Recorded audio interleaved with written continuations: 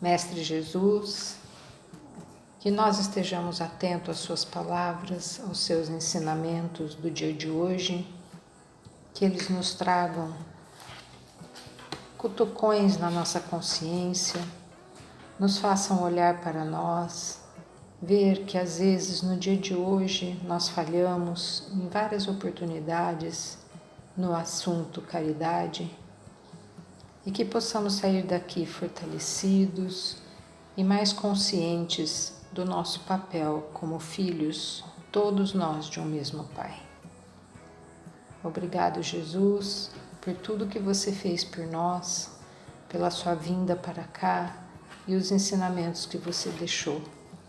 Que nós saibamos utilizá-los no nosso dia a dia, no nosso crescimento e que o dia de amanhã seja mais construtivo do que o dia de hoje. Que assim seja. Do capítulo 15, fora da caridade não há salvação, a caridade necessária segundo São Paulo. Ainda que eu falasse todas as línguas dos homens e mesmo dos anjos, mas não tivesse caridade, não seria mais que um bronze que soa e um símbolo que retine. E se eu tivesse o dom de profecia e penetrasse todos os mistérios e tivesse uma ciência perfeita de todas as coisas, ainda que tivesse toda a fé possível, a ponto de transportar montanhas, se não tivesse caridade eu nada seria. E se eu tivesse distribuído meus bens para alimentar os pobres e entregasse meu corpo para ser queimado, se não tivesse caridade, tudo isso de nada me serviria. A caridade é paciente, é doce e benfazeja.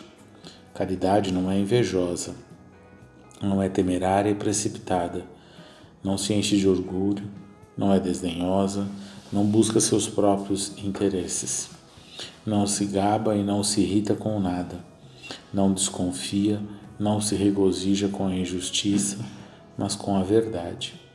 Ela tudo suporta, em tudo crê, tudo espera, tudo sofre. Permanecem hoje essas três virtudes, a fé, a esperança e a caridade. Mas a maior delas é a caridade. São Paulo, primeira epístola aos Coríntios, capítulo 13, versículos 1 a 7 e versículo 13.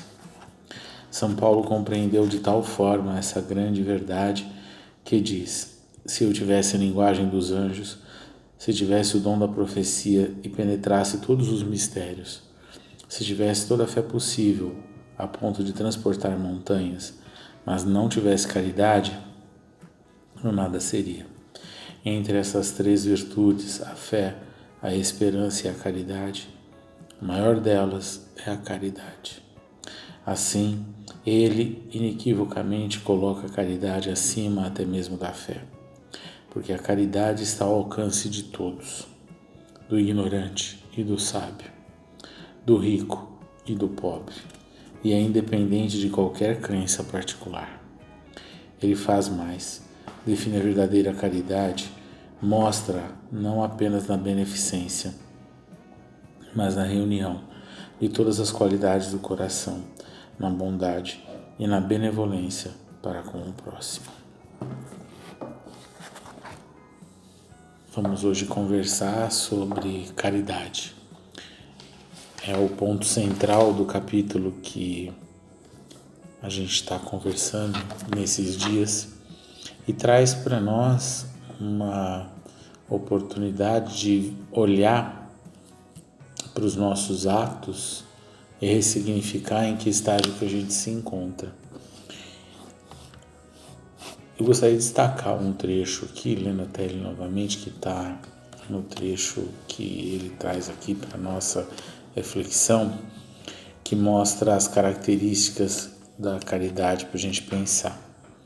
A caridade é paciente, é doce e benfazeja, não é invejosa, não é temerária e precipitada, não se enche de orgulho, não é desdenhosa, não busca seus próprios interesses, não se gaba e não se irrita com nada, não desconfia, não se regozija com a injustiça, mas com a verdade. ela tudo suporta, em tudo crê, tudo espera, tudo sofre. Eu quis destacar e ler novamente essas características que ele está trazendo aqui para a gente pensar, porque muitas vezes a gente se afasta da caridade e não tem nem percepção que a gente está se afastando. E enquanto a gente estava lendo, a gente já vai pensando e refletindo sobre aquilo que a gente está lendo. Porque quando a gente absorve um conteúdo, qualquer que seja ele, a forma que chegue até nós, ele vai causar um impacto na nossa mente, vai estimular a nossa mente a pensar. E se a gente vai cada vez mais buscando esse hábito de pensar nas nossas atitudes, a gente vai criando na intimidade um processo de filtragem das nossas ações que é muito salutar. É um processo que faz com que a gente compare aquilo que a gente está se debruçando, estudando, conhecendo, com os atos que a gente realiza. E conforme ele vai trazendo aqui para nós, São Paulo vai trazendo para nós, eu fico pensando em cada uma dessas características que ele destacou da caridade, nas vezes que eu tenho tombado em relação a isso. E não faz mal para nós olhar para aquilo que nós fazemos e reconhecer que a gente ainda falhe nessas características. Porque se a gente não tiver coragem de assumir quem nós somos, nós jamais poderemos caminhar para ser melhores. Paulo, ou aqui como ele coloca, São Paulo, no livro Paulo e Estevão, dá uma lição para nós, porque o livro Paulo e Estevão a gente pode considerar até quase como uma biografia do Paulo, mostra o estado que ele estava e o estado que ele caminhou para. Paulo é o maior evangelizador que a gente tem essa grande notícia, porque ele, no sentido de trabalho que ele realizou, porque ele levou o Evangelho de Jesus para além das fronteiras que foram o início do trabalho de Jesus. E quando Jesus convida Paulo, que ainda era Saulo, ele faz esse convite para Saulo e Saulo assume a verdade na hora que ele a conhece. E assumir não significa que ele não ia passar por dificuldades, não ia titubear, não ia passar por tudo aquilo que a gente vê no livro Paulo e Estevão com mais detalhes, que eu acho que é importante a gente conhecer, para a gente ver que todas essas criaturas que nos antecederam na frente do cristianismo, elas eram tão falíveis como nós somos. E isso não desmerece, em hipótese alguma, eles, pelo contrário, Quando a gente olha para Paulo e vê tudo que ele fez como Saulo, e ele abdica disso e assume a postura como Paulo, ele em momento nenhum deixou de assumir aquilo que ele era naquele momento, pelo contrário, Ele tem tanta coragem, tanta força, que ele toma a realidade e vai fazer alguma coisa com a realidade. Então é por isso que eu destaquei esse trecho e volto a falar, porque quando a gente vai olhando para essa epístola, a gente, por exemplo, vamos pegar a primeira que veio aqui para mim, que é invejosa. A caridade não é invejosa. Toda vez que a gente inveja algo, a gente se afasta da caridade. E é isso que eu gostaria de trazer para a gente refletir, desse nosso afastamento da caridade, afastamento das coisas de Deus, quando a gente tem essas atitudes transviadas. Então, Se você se enche de orgulho, se você age com desdém, todas essas características que ele está trazendo aqui, quando a gente se deixa levar por elas, a gente se afasta de ser uma criatura caridosa, porque na verdade a gente ainda não é mesmo, né? Então a gente vai tombar pela ausência dessas características, porque tudo isso forma um conjunto para que a gente realmente seja e verdadeiramente seja caridoso, né? Porque não adianta eu ser somente paciente se eu não for doce. Não adianta eu ser doce se eu ainda sou invejoso, se eu sou desdenhoso, se eu busco os meus próprios interesses. Tá? Não adianta a gente ter uma parte, a gente tem que ter, obviamente, o todo. Mas não ter o todo ainda não impede que a gente não o tenha, que a gente não o construa. O que impede da gente construir é a gente não querer enxergar que a gente ainda não tem tudo, porque isso é um limitador mental nosso. Toda vez que a gente acha que sabe alguma coisa e a gente se deixa levar pelo que ele está falando aqui, né, a prepotência, ela toma conta, né, que é o se encher de orgulho, a gente muitas vezes tomba. E às vezes a gente está com a prepotência tão exacerbada que a gente tomba de novo por não acreditar que é possível que a gente tombe. E esse afastamento mental que acontece para nós como criaturas é um convite divino para que a gente desperte. Então, toda vez que a gente está realizando algo e a gente está de salto alto, né? Como às vezes as pessoas brincam, e aí o salto quebra e você se esborracha, você olha de que forma para aquela queda. Eu acho que essa ressignificação ela é extremamente importante para nós como espírito, porque se a gente ainda tem inveja de algumas coisas, não significa que a gente seja perverso, não significa que a gente seja mau. Significa que a gente ainda não trabalhou a nossa mente, não trabalhou a nossa intimidade no âmbito da inveja. E a gente ainda sucumbe para ela, como a gente sucumbe para tantas coisas. Mas o que eu estou querendo chamar para a nossa realidade é a gente achar que é caridoso por fazer e realizar alguns atos de caridade, e quando você analisa a sua ficha, você vê que você faz todas essas coisas que ele está colocando aqui na epístola.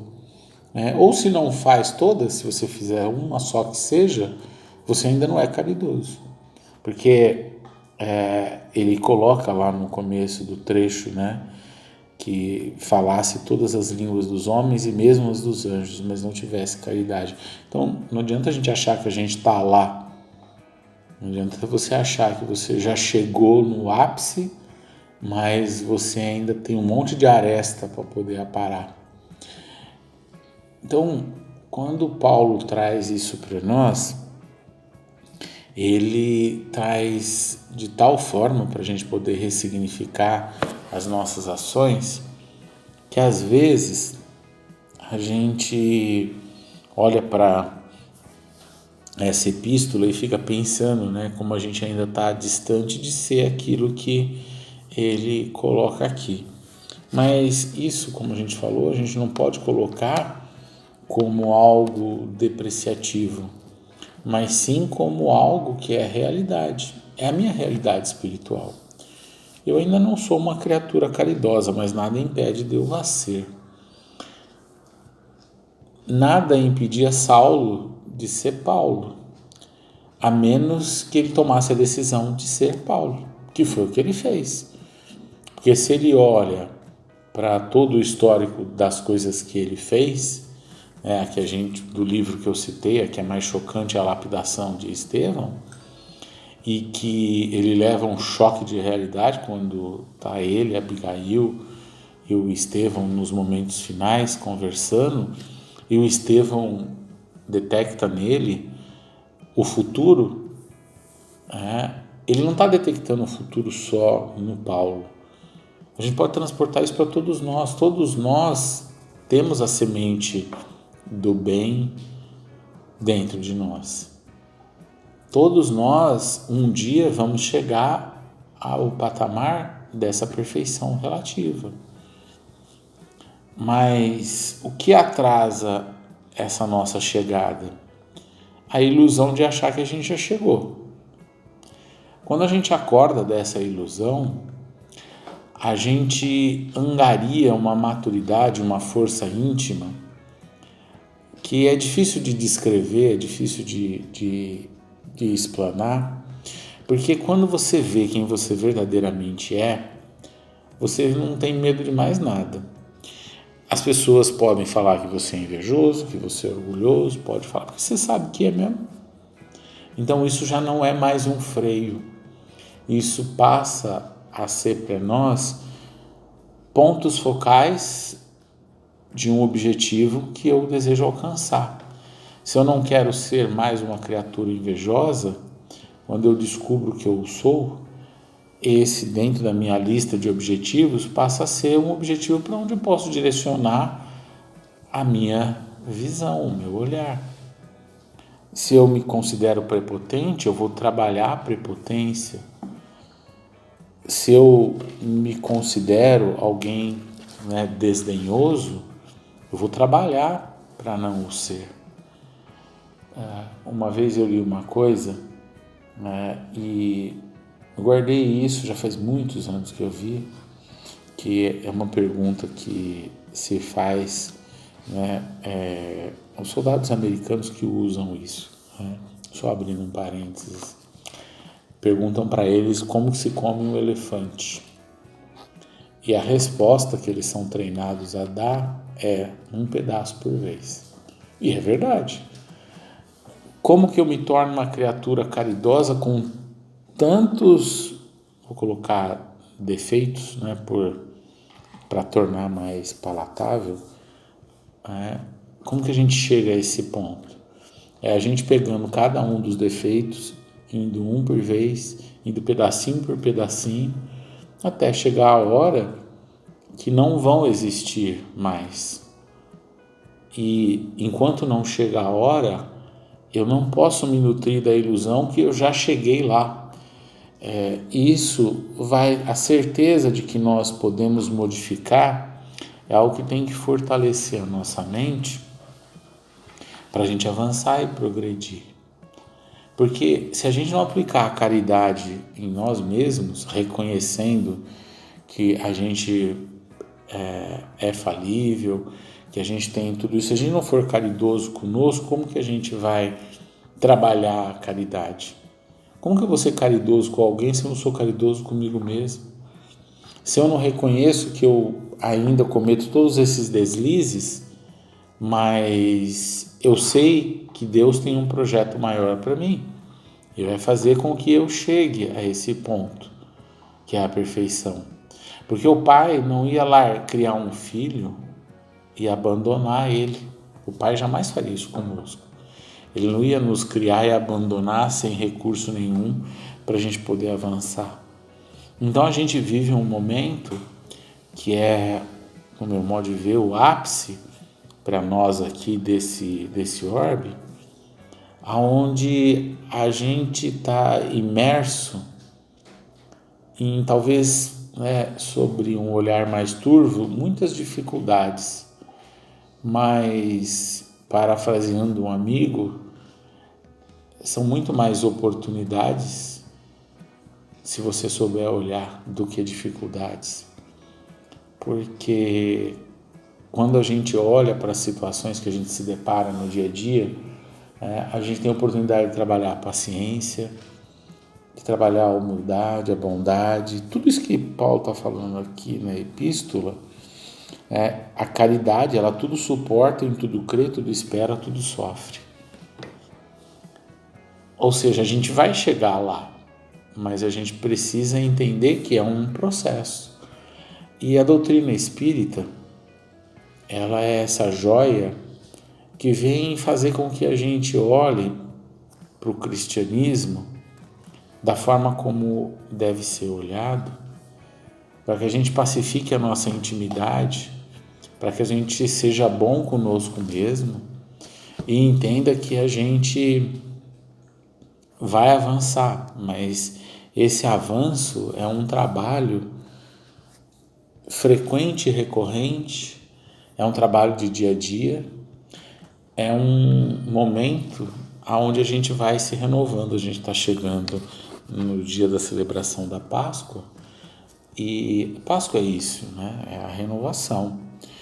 E se nós não trabalhamos com esses objetivos claros, traçados, reais, como que a gente vai renovar? A gente sempre vai cair nos mesmos pontos, sempre vai tombar nos mesmos lugares, até o momento que a gente vira essa chave e para de tombar nesses mesmos pontos. Então, quando a gente conversa de caridade, a gente deve pacificar a nossa mente, aceitando a nossa realidade, para aí a gente pegar uma folha de papel que seja e colocar os nossos objetivos como espírito à frente de tudo aquilo que muitas vezes a gente tem escolhido da forma errada, que são os objetivos do mundo. Quando a gente ressignificar essa nossa caminhada, com certeza a gente vai começar a sentir que nós estamos caminhando.